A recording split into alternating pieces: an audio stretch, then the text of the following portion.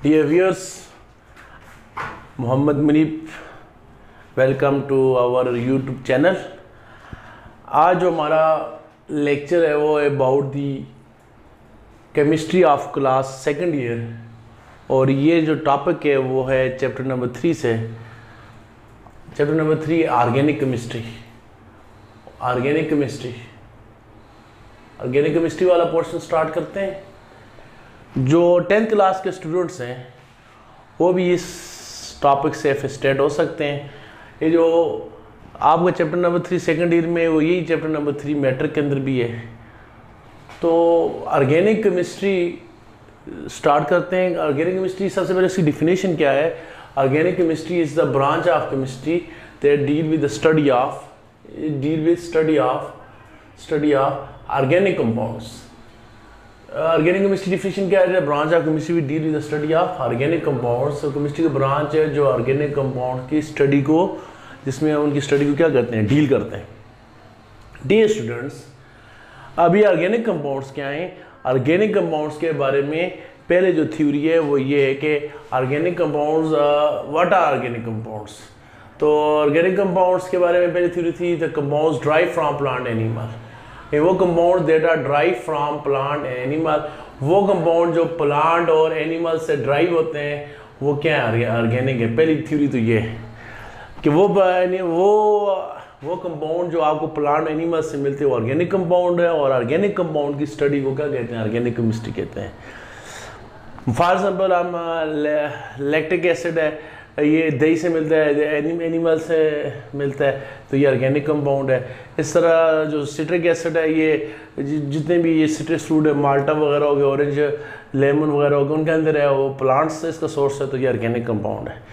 फिर इसके बाद दूसरी डिफिनेशन है ऑर्गेनिक कंपाउंड, वो है they're containing carbon containing compound. वो कंपाउंड ज़ाहिर है ऑर्गेनिक कंपाउंड का जो मेन पोर्शन है वो कौन है? कार्बन।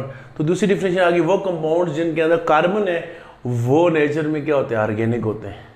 लेकिन इस डिफिनेशन में भी क्या था? फॉल्ट था। क्या फॉल्ट था? ये पहली डिफिनेशन में क्या फॉल्ट है जी? वो प्लांट एनिमल से मिलते हैं। बहुत सारे ऐसे ऑर्गेनिक कंपाउंड भी हैं जो प्लांट एनिमल ओरिजिन के नहीं होते, बल्कि किस में तैयार होते हैं? लैब में तैयार होते हैं।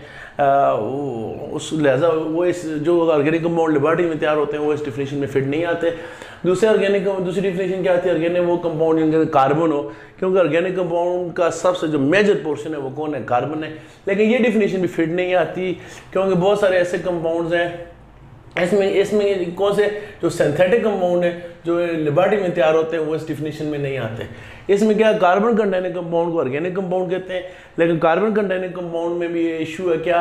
कुछ कार्बन कंपाउंड ऐसे हैं जिनमें कार्बन होने के बावजूद ऑर्गेनिक नहीं है। जैसे आपका carbon monoxide, carbon dioxide, carbonates, calcium carbonates, इस तरह मैग्नीशियम कार्बोनेट्स, ठीक है, सोडियम बाइकार्बोनेट्स।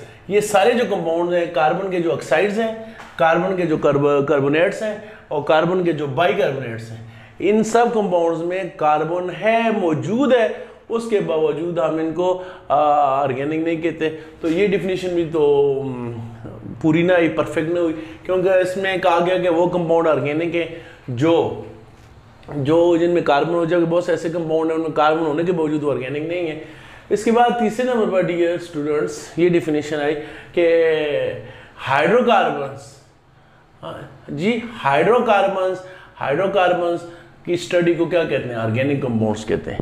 यानी कार्बन के साथ जो ऑर्गेनिक कंपाउंड में सबसे जो बड़ा जो एलिमेंट सबसे ज़्यादा पाया जाता है वो कौन है? हाइड्रोजन है। यानी ऐसे कंपाउंड जिनमें सिर्फ कार्बन और हाइड्रोजन हो वो ऑर्गेनिक है।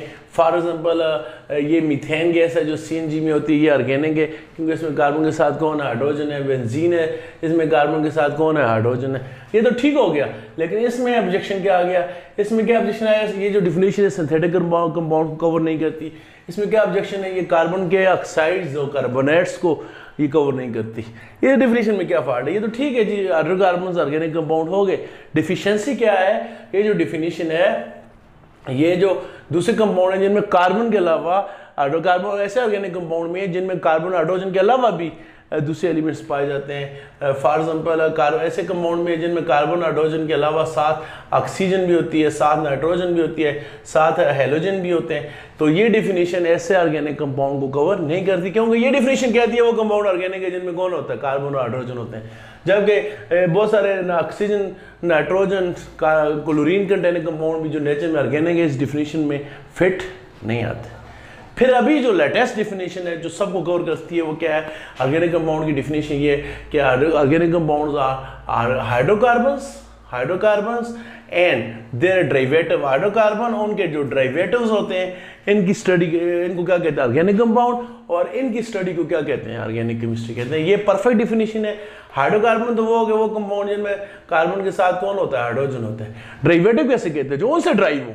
ड्राइव का मतलब क्या है, फॉर एग्जाम्पल जैसे आप एनिमल से बेसिकली क्या चीज़ लेते हैं, मिल्क लेते हैं, फिर मिल्क से आगे से दही बनता है, लस्सी बनती है, मक्खन है, घी है, बाकी जो मलाई है वो सारी ब्रोक्स वो क्या है, डेरिवेटिव्स हैं। दुनिया में सबसे पहले जो इंसान थे वो आदम अलैहिस्सलाम थे, बाकी हम सारे आदम अलैहिस्सलाम के क्या है, डेरिवेटिव है। इस तरह हाइड्रोकार्बन के डेरिवेटिव कौन से हो गए, फॉर एग्जाम्पल देखें ये है आपके पास है C2H6, ये क्या चीज़ है, हाइड्रोकार्बन। हाइड्रोकार्बन किसे कहते हैं, they're contain only carbon and hydrogen, इसमें सिर्फ कार्बन और हाइड्रोजन है, हाइड्रोकार्बन है। अभी हम क्या करते हैं, डेरिवेटिव आपको समझाना चाह रहा हूँ। इसके एक हाइड्रोजन को हटाएं, कितने हाइड्रोजन रह जाएंगे, 5। वो जो हाइड्रोजन हटा उसकी जगह यहाँ पर कौन आ गया, क्लोरीन आ गया, क्या बन गया, डेरिवेटिव। अच्छा, इस तरह C2H6 है, एक हाइड्रोजन को हटाएं, 5 रह गए। वो जो हाइड्रोजन हटा है उसकी जगह आप हाइड्रोक्सिल लगा लें, ये क्या बन गया, डेरिवेटिव बन गया। तो इसमें सारे कंपाउंड इसमें कवर हो गए। इसमें कार्बन भी आ गया, इसमें हाइड्रोजन भी आ गया, इसमें क्लोरीन भी आ गया, इसमें ऑक्सीजन भी आ गया। इसी तरह ये क्या है, CH4, मीथेन है ना, CH4। अभी ये हाइड्रोकार्बन है, ये तो ऑर्गेनिक कंपाउंड है, इसमें कोई शक नहीं है। डेरिवेटिव कैसे कवर होंगे यहाँ पर, अभी इसके एक हाइड्रोजन को हटाएं, कितने रह जाएंगे, 3। वो जो हाइड्रोजन हटा उसकी जगह क्या लगा लें, NH2 लगा लें, NH2 अमाइन ग्रुप लगा लें, ये भी क्या बन गया, डेरिवेटिव बन गया। तो ये डिफिनीशन आपको पता होना चाहिए। खलासा क्या है कि जो ऑर्गेनिक कंपाउंड है इनमें सबसे ज़्यादा जो एलिमेंट है वो कार्बन है, कार्बन के बाद जो दूसरा एलिमेंट है वो हाइड्रोजन है, फिर तीसरे नंबर पर ऑक्सीजन भी होता है, फिर इनमें नाइट्रोजन भी होता है, फिर इनमें फास्फोरस भी होता है, फिर इनमें हेलोजेंस भी होते हैं। मोस्टली ऑर्गेनिक कंपाउंड में ये 5-6 एलिमेंट्स होते हैं, carbon, hydrogen, oxygen, nitrogen, phosphorus, sulphur. ज़्यादा ऑर्गेनिक कंपाउंड इन एलिमेंट्स का क्या होता है, मिक्सचर होता है। अगर आप कहते हैं जी ऑर्गेनिक कंपाउंड वो है जो प्लांट एनिमल से मिलते हैं, तो इसमें सिंथेटिक कंपाउंड कवर नहीं होते। ज़ाहिर है वो तो ना प्लांट से मिलते हैं ना एनिमल से मिलते हैं, जिस तरह आप मेडिसन डेली लाइफ में इस्तेमाल करते हैं। अगर ये कहा जाता है ये कार्बन के जो कंपाउंड है ये ऑर्गेनिक है, तो बहुत सारे कार्बन ऐसे कंपाउंड है जिनमें कार्बन है, carbon dioxide, carbon monoxide, carbon होने के बावजूद ऑर्गेनिक नहीं है। तीसरे नंबर पर डी स्टूडेंट्स, बहुत से ऐसे कंपाउंड्स भी हैं जो हाइड्रोकार्बन के डेरिवेटिव्स। तीसरी डिफिनीशन क्या आ गई, हाइड्रोकार्बन। तो हाइड्रोकार्बन तो ठीक हो गया ऑर्गेनिक है, लेकिन मैं आपको बताया ना उनमें कार्बन हाइड्रोजन के अलावा भी बात ऑक्सीजन वाले कंपाउंड है, नाइट्रोजन वाले हैं, फास्फोरस, वो तो इस डिफिनीशन में नहीं आते। लेकिन ये जो चौथी डिफिनीशन है हाइड्रोकार्बन और डेरिवेटिव, ये एक परफेक्ट डिफिनीशन है। ये carbon containing compound, oxygen containing, nitrogen containing, halogen containing तकरीबन सारे ऑर्गेनिक कंपाउंड को क्या करती है, कवर करती है। और ये ऑर्गेनिक कंपाउंड की डिफिनीशन हो गई। तो ऑर्गेनिक केमिस्ट्री की अभी डिफिनीशन क्या होगी, इसकी सही परफेक्ट डिफिनीशन होगी, it is the branch of chemistry which deal with the study of hydrocarbon and their derivative is called organic chemistry. और कार्बन के अलावा बाकी एलिमेंट्स की स्टडी के लिए जो ब्रांच है वो आप फर्स्ट ईयर में भी पढ़ चुके हैं, 9th क्लास में पढ़ चुके हैं, उसको क्या कहते हैं, इनऑर्गेनिक केमिस्ट्री। कार्बन की बेस पर केमिस्ट्री की 2 बड़े ब्रांचेस, ऑर्गेनिक और इनऑर्गेनिक। ठीक हो गया स्टूडेंट, हो गया ऑर्गेनिक कंपाउंड की डिफिनीशन। इसके बाद दूसरा इसके अंदर टॉपिक है vital force theory. Vital force theory D students, तो लेवल में आपको बताया था कि जो पहली डिफिनेशन थी कि ऑर्गेनिक कंपाउंड्स वो हैं जो सिर्फ किससे मिलते हैं, प्लांट और एनिमल से। उन कंपाउंड क्या कहते हैं, ऑर्गेनिक कंपाउंड। तो डी स्टूडेंट्स ये एक थ्योरी है, उसका नाम क्या है, वाइटल फोर्स थ्योरी। ये थ्योरी क्या कहती है डी स्टूडेंट्स, ये थ्योरी कहती है कि ऑर्गेनिक कंपाउंड वो कंपाउंड होते हैं जो आपको सिर्फ किससे मिलते हैं, प्लांट और एनिमल से मिलते हैं। क्या मिलते हैं, ये थ्योरी पेश की थी एक साइंटिस्ट था, उसका नाम क्या था, ब्राज़िलियस। इसने पेश की थी 1815 में, 1815 में पेश की थी। ये थ्योरी कहती है कि ऑर्गेनिक कंपाउंड्स, वो जो पहली डेफिनेशन थी वो इसकी थ्योरी की है।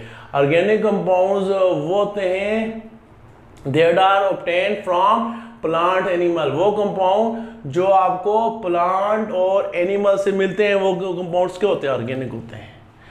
यानी दूसरे अल्फाज में इस थ्योरी के मुताबिक ये थ्योरी कहती है कि ऑर्गेनिक कंपाउंड जो है, organic compound can't be synthesize in laboratory. ये थ्योरी कहती है कि जो ऑर्गेनिक कंपाउंड्स वो होते हैं जो आपको किससे मिलते हैं, प्लांट और एनिमल से मिलते हैं, और ऑर्गेनिक कंपाउंड को आप लेबोरेटरी के अंदर सिंथेसाइज नहीं कर सकते, लेबोरेटरी के अंदर इसको तैयार नहीं कर सकते।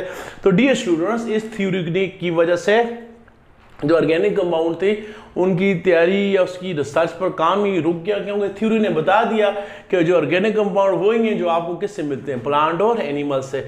ऑर्गेनिक कंपाउंड लेबोरेटरी में तैयार नहीं हो सकते, क्योंकि इस थ्योरी का कहना है, ब्राजीलियस का कहना था कि, क्या कहना था, इसका कहना था कि जो ऑर्गेनिक कंपाउंड्स हैं उनकी तैयारी के लिए एक वाइटल फोर्स का होना ज़रूरी है। जिस तरह हमारे लिविंग ऑर्गेनिज्म में एक रूह होती है, इस तरह की एक फोर्स का होना ज़रूरी है। और ये जो वाइटल फोर्स है सिर्फ हमें किस में मिलती है, प्लांट्स और एनिमल में मिलती है, इसलिए ऑर्गेनिक कंपाउंड प्लांट और एनिमल में मिल सकते हैं। और इस थ्योरी के मुताबिक जो ये जो वाइटल फोर्स है ये लेबोरेटरी में एग्जिस्ट नहीं करती, कोई इस तरह की लिविंग फोर्स लेबोरेटरी के अंदर नहीं है, तो ऑर्गेनिक कंपाउंड लेबोरेटरी में तैयार नहीं हो सकते। According to this theory vital force जिस तरह है हमारे अंदर रूह होती है, इस तरह की एक वाइटल फोर्स, कुव्वत हयात जिसको उर्दू में कहते हैं, वाइटल फोर्स इज नेसेसरी। इस थ्योरी के मुताबिक वाइटल फोर्स जो होती है ये क्या होती है, नेसेसरी होती है, किसके लिए, for synthesis of organic compound. इस थ्योरी के मुताबिक ऑर्गेनिक कंपाउंड की तैयारी के लिए एक वाइटल फोर्स थ्योरी का होना जरूरी है।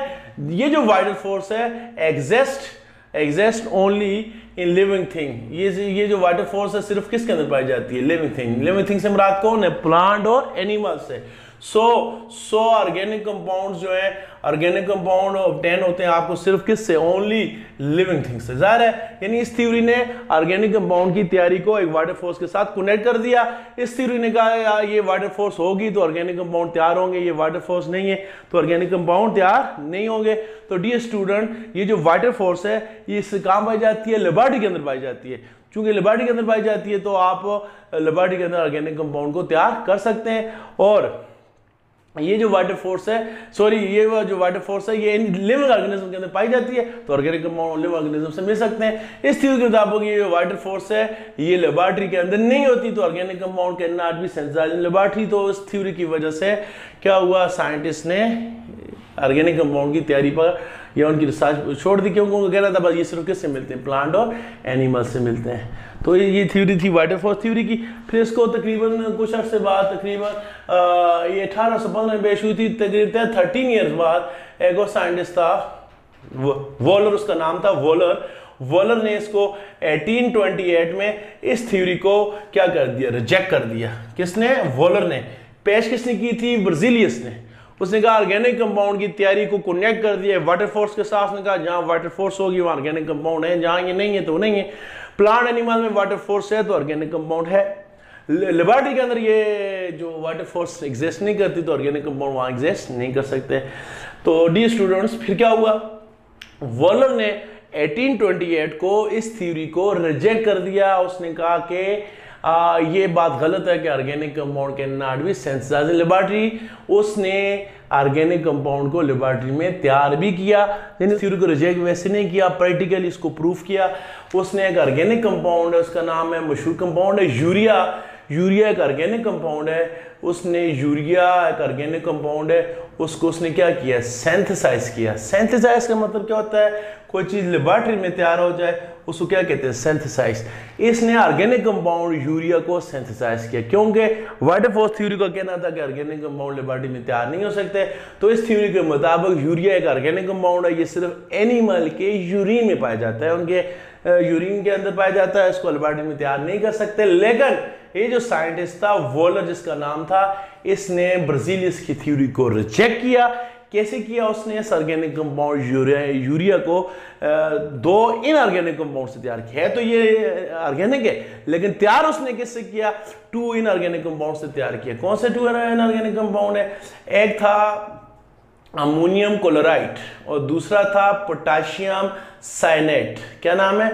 पोटाशियम साइनेट।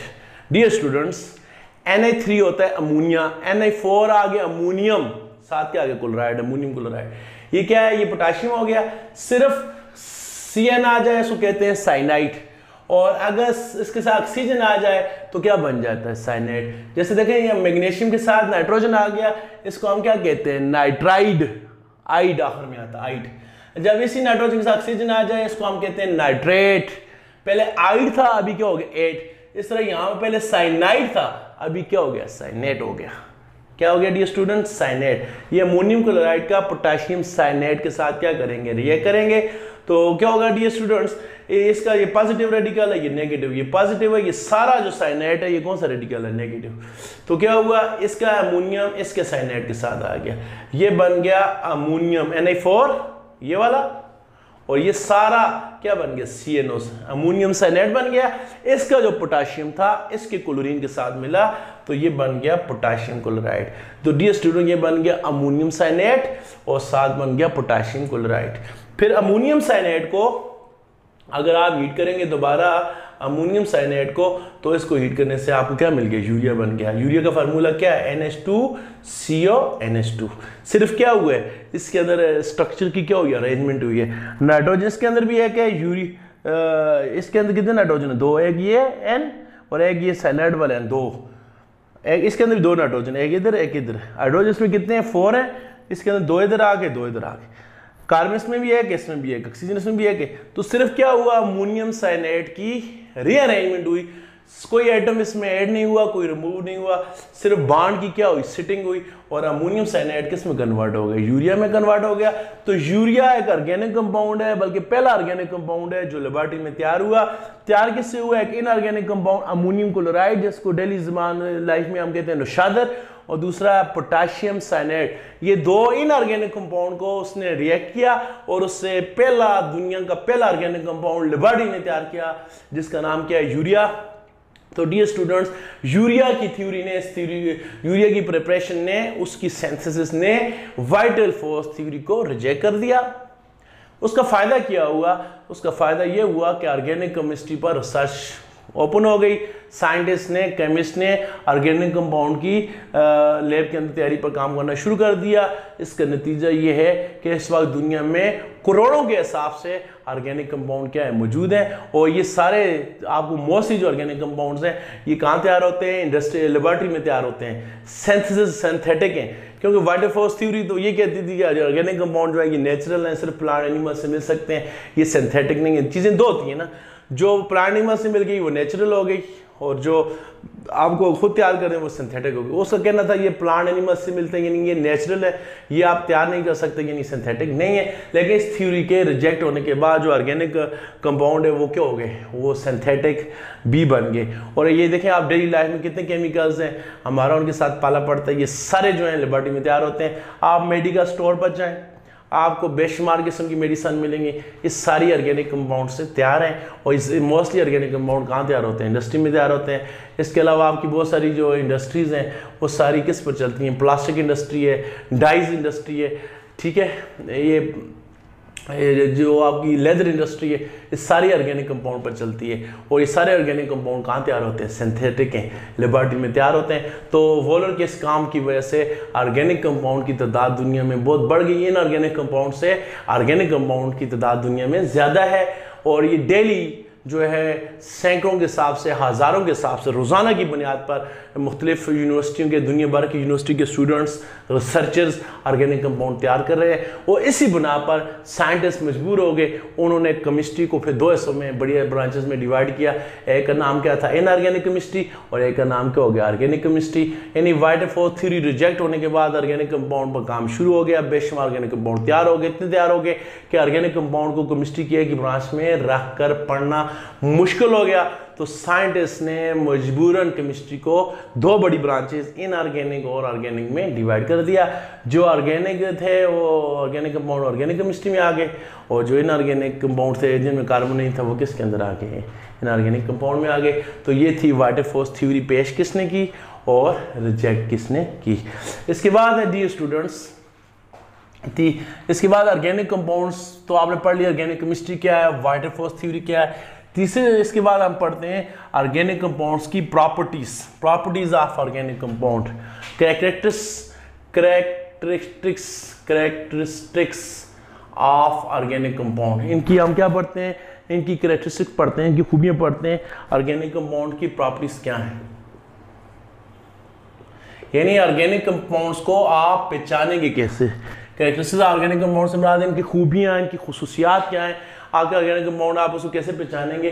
तो इसके ऑर्गेनिक कंपाउंड की पहली जो प्रॉपर्टी जिसको आप पहचानेंगे उसकी क्या है, कंपोजिशन है। तो ऑर्गेनिक कंपाउंड की डियर स्टूडेंट जो पहली जो प्रॉपर्टी उसकी क्या है, कंपोजिशन है, उसकी बनावट है। तो जितनी भी ऑर्गेनिक कंपाउंड है इनमें कार्बन क्या होता है, लाजमी होता है। ऑर्गेनिक कंपाउंड की जो कंपोजिशन में जो मेन एलिमेंट है वो कौन है, कार्बन है, और कार्बन के अलावा जो दूसरा एलिमेंट पाया जाता है वो कौन होता है, हाइड्रोजन, और तीसरे नंबर पर कौन होता है, ऑक्सीजन। ऑर्गेनिक कंपाउंड की कंपोजिशन ये है कि इसके अंदर कार्बन जो है वो क्या है, एसेंशियल एलिमेंट्स है, यानी बैकबोन जो ऑर्गेनिक कंपाउंड की वो कौन है, कार्बन है। ऑर्गेनिक कंपाउंड में अगर कार्बन नहीं है इसका मतलब है कि वो ऑर्गेनिक कंपाउंड जो है वो ऑर्गेनिक नहीं है। तो इसकी कंपोजिशन, इसकी बनावट क्या है कि carbon is the essential elements of organic compound. Dear students दूसरी इसकी जो प्रॉपर्टी है इसकी बॉन्डिंग से आप पहचान सकते हैं कि ऑर्गेनिक कंपाउंड में बॉन्डिंग कौन सी होती है, सिर्फ कोवेलेंट बॉन्ड होता है, कोवेलेंट बॉन्डिंग पाई जाती है। यानी इसमें कार्बन सिर्फ कौन सा बॉन्ड बनाता है, यार कार्बन तो उसका जरूरी एलिमेंट है। दूसरे ऑर्गेनिक कंपाउंड में कार्बन कभी हाइड्रोजन के साथ बॉन्ड बनाता है, कभी ऑक्सीजन के साथ बनाता है, कभी नाइट्रोजन के साथ बनाता है, डिफरेंट एलिमेंट के साथ बनाता है। वो कार्बन बॉन्ड कौन सा बनाता है, कोवेलेंट बॉन्ड। वजह क्या है, वजह यह है कि कार्बन का एटॉमिक नंबर क्या होता है, 6 होता है। इसके पहले शेल में 2 इलेक्ट्रॉन है, दूसरे में कितने इलेक्ट्रॉन है, 4। तो कार्बन के पास 4 इलेक्ट्रॉन होते हैं, तो ये क्या कर लेता है, 4 इलेक्ट्रॉन क्या कर लेता है, शेयर कर लेता है। यानी सिर्फ इसमें इसके वैल्यूशन में 4 इलेक्ट्रॉन है, कार्बन सिर्फ क्या कर सकता है, शेयरिंग ऑफ इलेक्ट्रॉन कर सकता है। ज़रा आखिरी शेल में 1 2 होते तो ये दे देता, 7 होते तो ले लेता। अगर कोई इलेक्ट्रॉन देने और लेने से जो बॉन्ड बनता है वो क्या होता है, आयनिक बॉन्ड। चूंकि कार्बन का आखिरी शेल हाफ फिल्ड है, 4 इलेक्ट्रॉन है, 4 चाहिए, तो कार्बन जो है कोवेलेंट बॉन्ड की बेस्ट एग्जांपल है। सबसे ज्यादा कोवेलेंट बॉन्ड बनाने की टेंडेंसी किसके अंदर है, कार्बन के अंदर है, बिकॉज ऑफ इस इलेक्ट्रॉनिक कॉन्फ़िगरेशन। इसी कार्बन जो है ये पीरियोडिक टेबल के सेंटर में चौथे ग्रुप में इसके आखिरी शेल में 4 इलेक्ट्रॉन है, इसको चाहिए भी 4 इलेक्ट्रॉन, तो 4 इलेक्ट्रॉन ये शेयर करके क्या कर लेता है, पूरे कर लेता है। तो डियर स्टूडेंट्स ऑर्गेनिक कंपाउंड की दूसरी जो प्रॉपर्टी है कि इनमें जो बॉन्ड है हमेशा कौन सा होता है, कोवेलेंट बॉन्ड होता है। कौन सा बॉन्ड होता है, कोवेलेंट बॉन्ड। आपको कोई ऐसा बहुत कम आपको ऐसा कोई ऑर्गेनिक कंपाउंड मिलेगा, बहुत कम जिसके अंदर इनऑर्गेनिक बॉन्ड हो। दूसरी तरफ आप देखेंगे इनऑर्गेनिक कंपाउंड के साथ आप कंपैरिजन करें तो इनऑर्गेनिक कंपाउंड में कार्बन का होना जरूरी नहीं है। आप देखें वाटर को, देखें वाटर इनऑर्गेनिक कंपाउंड है तो उसका फार्मूला क्या है, H2O, नो कार्बन। तो इनऑर्गेनिक कंपाउंड में कार्बन होना जरूरी नहीं है, ऑर्गेनिक में कार्बन होना जरूरी है। फिर कोई आपसे पूछता है कि बांधने में क्या फर्क है, तो इनऑर्गेनिक कंपाउंड में आयनिक बांड भी है, NaCl आयनिक क्या है, इनऑर्गेनिक कंपाउंड आयनिक बांड है। मेटल्स के अंदर मेटालिक बांड है, वाटर के अंदर कोवेलेंट बांड है। इनऑर्गेनिक कंपाउंड में तकरीबन सारे बांड पाए जाते हैं, वन वार फोर्सेस भी हैं, हाइड्रोजन बांड है। जो ऑर्गेनिक कंपाउंड है इनमें मोस्टली क्या होता है, ये एक ही बांड होता है, कौन सा होता है, कोवेलेंट बांड। तीसरी जो इनकी प्रॉपर्टी है डियर स्टूडेंट्स वो है सॉल्युबिलिटी। सॉल्युबिलिटी, अगर आप 10th क्लास के स्टूडेंट्स हैं तो आपने पढ़ा होगा 10th क्लास में, 9th क्लास में पढ़ा था कि लाइट डिजॉल्व लाइक। अगर आप सेकंड ईयर के स्टूडेंट हैं आपने पढ़ा होगा, उसमें भी फर्स्ट ईयर में पढ़ा होगा लाइट डिजॉल्व लाइक। जो एक जैसे ऑर्गेनिक कंपाउंड होते हैं वो एक जैसे के अंदर क्या होते हैं, हाल होते हैं। तो सॉल्युबिलिटी ये है कि जो ऑर्गेनिक कंपाउंड्स हैं, organic compound dissolve only in inorganic solvent. जो ऑर्गेनिक कंपाउंड होते हैं डिजॉल्व होते हैं किसके अंदर, सिर्फ ऑर्गेनिक सॉल्वेंट्स के अंदर क्या होते हैं, डिजॉल्व होते हैं। डियर स्टूडेंट ऑर्गेनिक सॉल्वेंट कौन कौन से हैं, ऑर्गेनिक कंपाउंड अल्कोहल में डिजॉल्व होंगे, ये एसीटोन में डिजॉल्व हो सकते हैं। ऑर्गेनिक कंपाउंड और कौन है आपका solvent, alcohol organic solvent, acetone है, कार्बन टेट्राक्लोराइड है, कार्बन डाइसल्फाइड है, ये ऑर्गेनिक सॉल्वेंट है। तो ऑर्गेनिक कंपाउंड इनके अंदर डिजॉल्व होंगे, क्योंकि आपने पढ़ा है सॉल्बिलिटी वाले चैप्टर में 9th क्लास में भी, फर्स्ट ईयर में कि लाइट इज आर लाइक। जो ऑर्गेनिक कंपाउंड है, ऑर्गेनिक कंपाउंड है, ये कांट बी सेंट डिजॉल्व, ये कांट बी डिजॉल्व, ये डिजॉल्व नहीं हो सकते किसके अंदर, इन वाटर, ये वाटर के अंदर डिजॉल्व नहीं हो सकते। जो ऑर्गेनिक कंपाउंड है ये वाटर के अंदर डिजॉल्व नहीं होते, क्योंकि light dissolve like, water inorganic compound है। तो ज़ाहिर है कंपाउंड को एक दूसरे के अंदर डिजॉल्व होने के लिए इंटरेक्शन चाहिए, तो ऑर्गेनिक कंपाउंड ऑर्गेनिक को इंटरेक्ट करते हैं, इनऑर्गेनिक को अट्रैक्ट करते हैं। तो ये ऑर्गेनिक कंपाउंड वाटर के अंदर डिजॉल्व नहीं होते, क्योंकि हाँ कुछ हैं जो पोलर ऑर्गेनिक कंपाउंड है, अल्कोहल टाइप के, वाटर के अंदर क्या हो जाते हैं, डिजॉल्व हो जाते हैं। तो लाइक डिजॉल्व लाइक फार्मूले कहते हैं जो ऑर्गेनिक कंपाउंड है, ये organic solvent, acetone, benzene, carbon disulphide, carbon tetrachloride के अंदर डिजॉल्व है, वाटर के अंदर डिजॉल्व नहीं है। ठीक हो गया, ये इनकी होगी सॉल्बिलिटी। यानी ये जो ऑर्गेनिक कंपाउंड है ये भी आप इनकी दो कैटेगरी बना सकते हैं, पोलर और नॉन पोलर। जो पोलर है ये वाटर के अंदर तो डिजॉल्व हो जाते हैं, जैसे अल्कोहल हो गए, शुगर हो गई। जो नॉन पोलर होते हैं ये वाटर के अंदर डिजॉल्व नहीं होते। आप डेली लाइफ में देख लें, पेट्रोल है, इसको पानी के अंदर डिजॉल्व करें, पेट्रोल पानी में डिजॉल्व होगा नहीं, क्योंकि पेट्रोल ऑर्गेनिक है, वाटर इनऑर्गेनिक है। इस तरह का ग्रीस है वो भी पानी के अंदर डिजॉल्व नहीं होती। आप कपड़ों पर फ्रूट वगैरह का, ये सालन का जब दाग लग जाता है तो वो पानी के साथ नहीं उतरता। वजह क्या है, ये जो आपके दाग वगैरह होते हैं ये नेचर में ऑर्गेनिक होते हैं, इनमें ऑयल होता है आपके सालन वगैरह में, तो पानी इनऑर्गेनिक है तो उसको अपने अंदर डिजॉल्व नहीं करता। इसके बाद ये स्टूडेंट्स चौथी इनकी जो प्रॉपर्टीज़ है ऑर्गेनिक कंपाउंड की, वो क्या है, इनके मेल्टिंग पॉइंट और बॉइलिंग पॉइंट है। Melting point and boiling point. वो टेम्परेचर जिस पर कोई चीज़ मेल्ट होती है उसको मेल्टिंग पॉइंट कहते हैं, और वो टेम्परेचर जिस पर कोई चीज़ बॉयल होती है उसको क्या कहते हैं, बॉइलिंग पॉइंट। जो आपके ऑर्गेनिक कंपाउंड है, ऑर्गेनिक कंपाउंड का क्या होता है, लो मेल्टिंग पॉइंट, इनके मेल्टिंग पॉइंट भी लो होते हैं, और लो बॉइलिंग पॉइंट, इनका बॉइलिंग पॉइंट भी क्या होता है, लो होता है। जबकि इनऑर्गेनिक कंपाउंड होते हैं उनका मेल्टिंग पॉइंट भी हाई होता है, उनका बॉइलिंग पॉइंट भी हाई होता है। ऑर्गेनिक कंपाउंड मेल्ट भी जल्दी होते हैं, बॉयल भी जल्दी होते हैं। वजह क्या है, इन ऑर्गेनिक कंपाउंड के अंदर जो फोर्सेज होती हैं, जो बॉन्डिंग होती है, वो इनऑर्गेनिक की बनिस्बत क्या होती है, वीक होती है। इनऑर्गेनिक कंपाउंड में फोर्सेस ऑफ अट्रैक्शन क्या होती हैं, स्ट्रांग होती हैं, इसलिए वो उसको मेल्ट करने के लिए आपको ज़्यादा एनर्जी चाहिए। एग्जांपल देता हूँ, देखें आप कैंडल को देखें, कैंडल मोमबत्ती, कैंडल कितना वैक्स है, कैंडल है वो कितनी इजीली क्या हो जाती है, वो मेल्ट हो जाती है। वजह क्या, उसमें फोर्स अट्रैक्शन क्या है, वीक है, लो मेल्टिंग पॉइंट है उसका। दूसरी तरफ आप उसको देख लें, पेट्रोल को देख लें, पेट्रोल का ज़रा सा भी ढक्कन अगर आप ऊपर से हटा दें वो सारा क्या हो जाएगा, वो ऑपरेट हो जाएगा। और उसका बॉइलिंग पॉइंट क्या होता है, बहुत लो होता है। एसीटोन को आप हाथ पर डालें तो क्या हो जाएगा, वो सारी ऑपरेट कर जाएगी। तो क्या हो गया डियर स्टूडेंट्स, जो आपके जो ऑर्गेनिक कंपाउंड है ये मेल्ट भी जल्दी होते हैं, जैसे कैंडल होगी, वैक्स हो गई, बॉयल भी जल्दी होते हैं, जैसे पेट्रोल हो गया, एसीटोन हो गया। इसकी वजह से ऑर्गेनिक इनऑर्गेनिक कंपाउंड को देखें, आप उसको देखें, नमक को, सोडियम क्लोराइड इनऑर्गेनिक कंपाउंड है, ये 801 डिग्री सेंटीग्रेड पर क्या होता है, मेल्ट होता है। आप वाटर को देखें, वाटर 100 डिग्री सेंटीग्रेड पर क्या होता है, बॉयल होता है। इनऑर्गेनिक कंपाउंड मेल्ट भी देर से होते हैं और बॉयल भी देर से होते हैं, इसलिए हम कह सकते हैं कि इनऑर्गेनिक कंपाउंड के मेल्टिंग पॉइंट और बॉइलिंग पॉइंट हाई है। ऑर्गेनिक मेल्ट भी जल्दी होते हैं, बॉयल भी जल्दी होते हैं, इसलिए उनके मेल्टिंग और बॉइलिंग पॉइंट क्या होते हैं, लो होते हैं। ये कितनी प्रॉपर्टीज हो गई डियर स्टूडेंट, 4 हो गई। इसके बाद 5वें नंबर पर आ गया डियर स्टूडेंट्स, इनकी जो हम प्रॉपर्टीज है वो है thermal stability. Thermal stability, thermal stability dear student, thermal आपको पता है, थर्मल फॉर हीट, हीट से निकला है, और स्टेबिलिटी में स्टेबल होना यानी किसी केमिकल की हीट को बर्दाश्त करने की सलाहियत, यानी हीट उसको दें तो वो कितनी देर तक स्टेबल रहता है, तो उसको इसकी प्रॉपर्टी क्या कहते हैं, थर्मल स्टेबिलिटी। अगर एक कंपाउंड को आप हीट देते हैं वो जल्दी वो ब्रेक हो जाता है हीट करने से, मतलब वो थर्मली स्टेबल नहीं है। और अगर आपको हीट देते हैं वो बहुत देर तक वो स्टेबल रहता है हीट पर, तो वो क्या है, थर्मली स्टेबल है।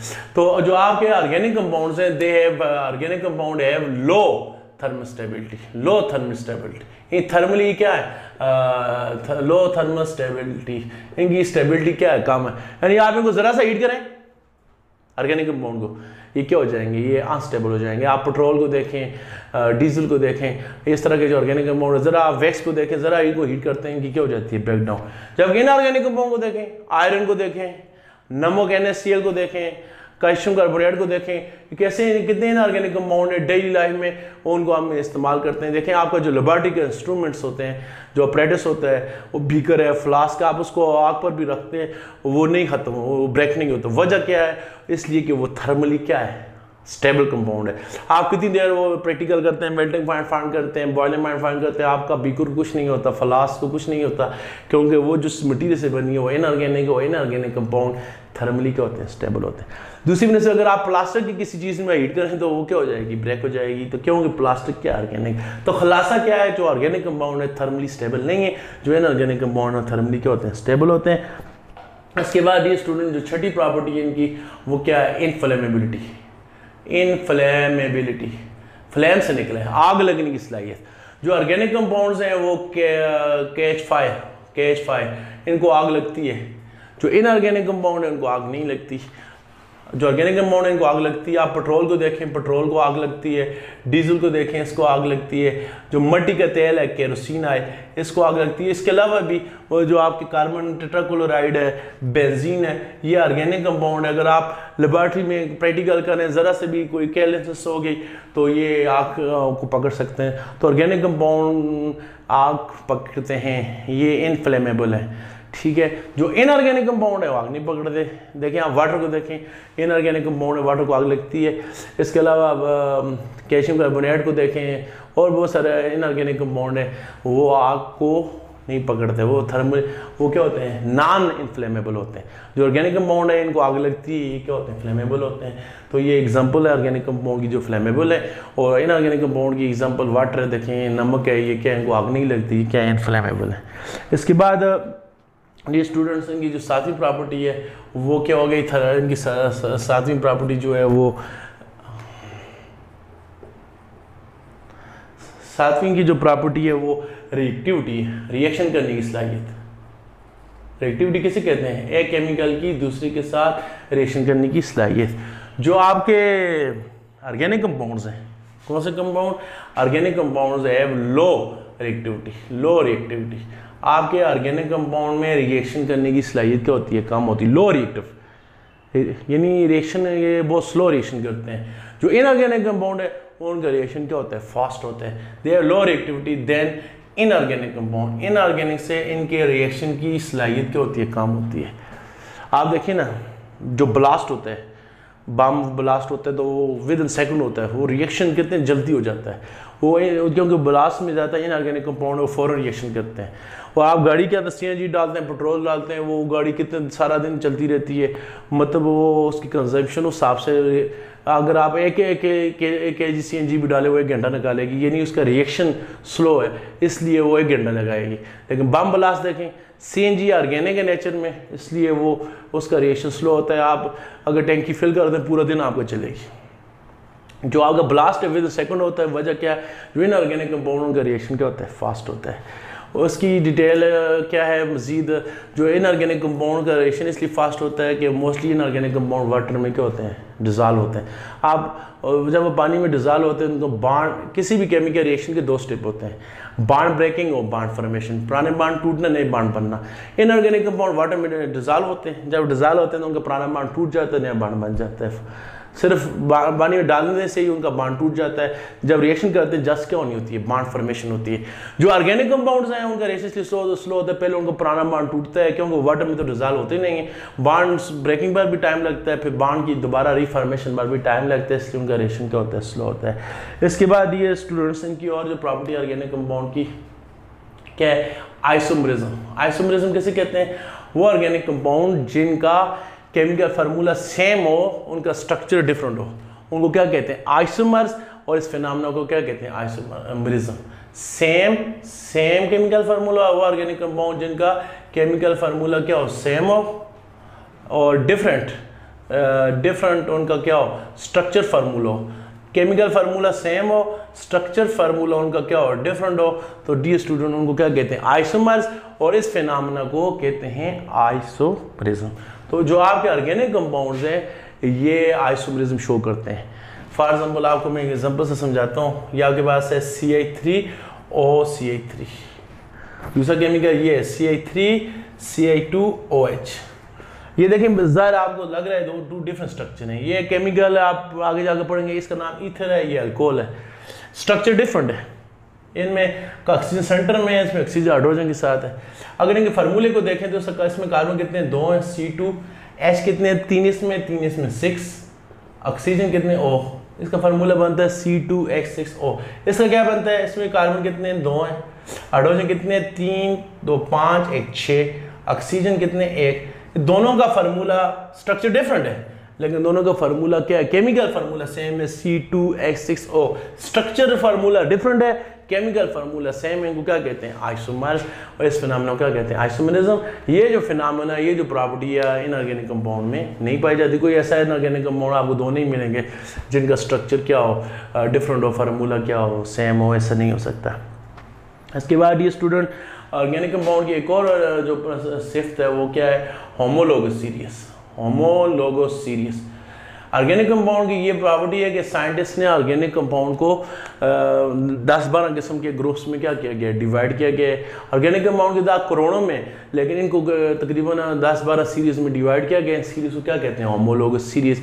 होमोलोगस सीरीज, हर सीरीज के अंदर लाखों के हिसाब से ऑर्गेनिक कंपाउंड है, लेकिन मज़े की बात यह है कि सब की जो प्रॉपर्टीज़ है आपस में क्या है, सेम है। तो ऐसी सीरीज जिसके अंदर सारे ऑर्गेनिक कंपाउंड की प्रॉपर्टीज आपस में मैच करें, उनकी बिहेवियर सेम हो, केमिकल रिएक्शन सेम हो, इसको क्या कहते हैं, होमोलोगस सीरीज। मसलन अल्केन, एक सीरीज अल्केन के अंदर जितने मेंबर हैं सबकी प्रॉपर्टी सेम है, सबका मेथड ऑफ प्रिपरेशन सेम है, सबका बिहेवियर क्या है, सेम है। अल्कीन के अंदर जितने मेंबर हैं सबकी preparation same, property same, behaviour same. ऐसी फिनोमेना क्या कहते हैं, होमोलोगस सीरीज। तो होमोलोगस सीरीज सिर्फ किसके अंदर, ऑर्गेनिक कंपाउंड के अंदर है, इनऑर्गेनिक कंपाउंड के अंदर नहीं है। वजह क्या है, क्योंकि इनऑर्गेनिक जो कंपाउंड्स हैं उनमें कोई इस तरह की प्रॉपर्टीज आपस में मैचिंग नहीं करती। आप एक ही तरह के अभी अल्केन के अंदर हज़ारों के हिसाब से कंपाउंड है, सारी की सबकी प्रॉपर्टीज क्या है, सेम है। इनऑर्गेनिक कंपाउंड को देखें, अभी आप वाटर को देखें, H2O, H2S, H2SC, ये एक सिमिलर टाइप के केमिकल्स हैं, ये हाइड्राइड्स हैं, लेकिन इसकी प्रॉपर्टीज कुछ और होंगी, इसकी कुछ और होंगी, इसकी केमिकल प्रॉपर्टीज क्या है, कुछ और। यानी इनऑर्गेनिक कंपाउंड की प्रॉपर्टीज आपस में मैच नहीं करती, जबकि ऑर्गेनिक कंपाउंड हज़ारों के हिसाब से ऑर्गेनिक कंपाउंड की प्रॉपर्टीज मैच करती हैं, और आप उनको एक कैटेगरी जिसको होमोलोगस सीरीज कहते हैं उसमें डिवाइड कर सकते हैं। ये आप अगले चैप्टर्स में पढ़ेंगे। होमोलोगस सीरीज में अल्केन की अलग है, अल्कीन की अलग है, अल्काइन की है, अल्कोहल की है, इस तरह कीटोन्स की है, आप उनको डिवाइड कर सकते हैं। जबकि ऑर्गेनिक कंपाउंड्स की आपस में प्रॉपर्टीज डिफरेंट है, आप उनको एक साथ इकट्ठा नहीं रख सकते। तो इनकी प्रॉपर्टीज, इनका बिहेवियर सेम है। होमोलोगस सीरीज का मतलब क्या हो गया, सेम इन बिहेवियर। जो ऑर्गेनिक कंपाउंड्स होते हैं ये मोस्टली सेम इन बिहेवियर, इनका बिहेवियर क्या होता है, सेम होता है। और एट द लास्ट जो हमारी जो इनकी जो प्रॉपर्टी है वो क्या है, वो है इलेक्ट्रिकल कंडक्टिविटी, बिजली गुजारने की सलाहियत। जो इनऑर्गेनिक कंपाउंड्स होते हैं वो मोस्टली आयनिक होते हैं नेचर में, उनमें इलेक्ट्रिसिटी पास करने की गुंजाइश होती है, और क्योंकि उनके अंदर आयनिक होते हैं, उनके अंदर आयंस होते हैं। जैसे सोडियम क्लोराइड है, उसके अंदर सोडियम आयन है, क्लोराइड आयन है। इस तरह आयरन मेटल है, उसके अंदर क्या है, फ्री इलेक्ट्रॉन्स हैं। तो जो आपके इनऑर्गेनिक कंपाउंड्स हैं या मेटल्स हैं वो गुड कंडक्टर हैं इलेक्ट्रिसिटी के, due to presence of free electrons, due to presence of ions. जबकि जो ऑर्गेनिक कंपाउंड है they are bad conductor of electricity. क्यों, उनके अंदर ना कोई आयंस होते हैं, ना उनके अंदर कोई इलेक्ट्रॉन्स होते हैं। तो ये था इनकी ऑर्गेनिक और इनऑर्गेनिक कंपाउंड में डिफरेंट। तो ऑर्गेनिक कंपाउंड का जो बिहेवियर है इनऑर्गेनिक कंपाउंड से टोटली डिफरेंट है, जिस बिना पर साइंटिस्ट ने ऑर्गेनिक कंपाउंड को अलग ब्रांच में रखा, ऑर्गेनिक केमिस्ट्री में। सम अप करते हैं, ऑर्गेनिक कंपाउंड्स में कार्बन जरूरी है, इनऑर्गेनिक में जरूरी नहीं है। दूसरा आपने पढ़ा कि जो ऑर्गेनिक कंपाउंड है इनमें जो बॉन्ड होता है कोवेलेंट ही होता है, जो इनऑर्गेनिक उसमें आयनिक भी हो सकता है, कोवेलेंट भी हो सकता है, मेटालिक भी हो सकता है। तीसरे नंबर पर आपने ऑर्गेनिक कंपाउंड जो है वाटर में डिजॉल्व नहीं होते, जबकि इनऑर्गेनिक वाटर में डिजॉल्व होते हैं। चौथे नंबर पर आपने जो ऑर्गेनिक कंपाउंड है इनके मेल्ट भी जल्दी होते हैं, बॉयल भी जल्दी होते हैं। इनऑर्गेनिक का मेल्टिंग वाले पॉइंट क्या होता है, हाई होता है। पांचवें नंबर जो ऑर्गेनिक कंपाउंड है ये थर्ड को हीट कर रहे हैं तो जल्दी ब्रेक हो जाते हैं, जो कोई इनऑर्गेनिक कंपाउंड थर्मली के होते हैं, स्टेबल होते हैं। छठे नंबर पर जो ऑर्गेनिक कंपाउंड है इनको आग लगती है, जो इनऑर्गेनिक कंपाउंड इनको आग नहीं लगती। फिर इनकी रिएक्टिविटी आपने पढ़ी, जो ऑर्गेनिक कंपाउंड है इनका रेट ऑफ रिएक्शन स्लो होता है, स्लो रिएक्शन करते हैं। जो ऑर्गेनिक कंपाउंड है इनका इनऑर्गेनिक कंपाउंड का रेट ऑफ रिएक्शन क्या होता है, फास्ट होता है। आठवें नंबर पर आपने पढ़ा ऑर्गेनिक कंपाउंड में फिनोमेना होता है आइसोमरिज्म, केमिकल फार्मूला सेम होना और स्ट्रक्चर डिफरेंट होना। ये फिनोमेना टोटली एब्सेंट है इनऑर्गेनिक कंपाउंड में। और सेकंड लास्ट पर आपने पढ़ा कि जो ऑर्गेनिक कंपाउंड्स हैं इनकी प्रॉपर्टी आपस में मैच करती हैं, हम उनको एक ग्रुप में रख सकते हैं। इसको कहते हैं होमोलोगस सीरीज, जबकि ये वाली प्रॉपर्टी भी इनऑर्गेनिक कंपाउंड में मिसिंग है। और एट द लास्ट जो ऑर्गेनिक कंपाउंड्स हैं वो भी इलेक्ट्रिसिटी कंडक्ट नहीं करते, क्योंकि उनमें कोई फ्री आयंस या कोई फ्री इलेक्ट्रॉन नहीं है। जो इनऑर्गेनिक कंपाउंड है वो गुड कंडक्टर है। तो that is all about lecture. आप ये सेकंड ईयर वाले भी इस टॉपिक से फ्रस्ट्रेट कर सकते हैं और ये 10th क्लास वाले। शुक्रिया।